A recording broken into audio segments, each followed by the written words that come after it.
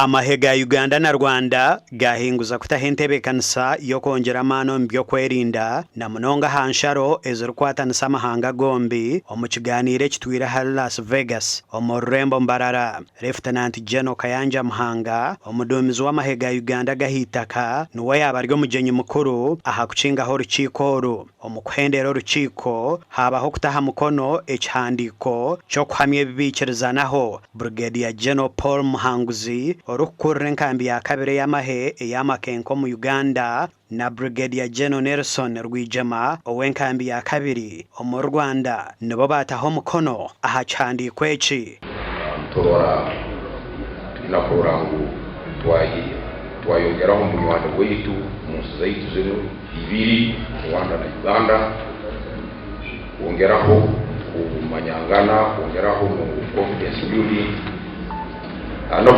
mukwagana nyingi.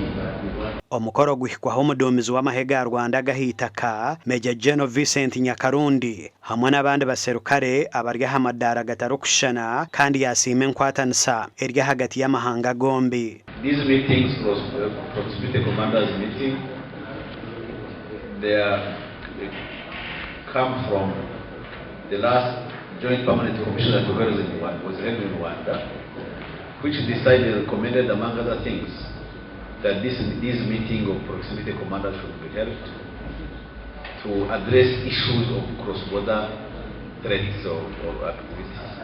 Amahega ya Rwanda gakahiko mu Uganda izoba ryo rwa kanisa biteji kandi izoba ryanyemwe bazyo batwira mu irindiro ry'enyamisha erya Rekmboro National Park aho borekerwe nyamisha zitari zimwe na zimwe. The security you have guaranteed also we do appreciate for the same. We know that Uganda is peaceful.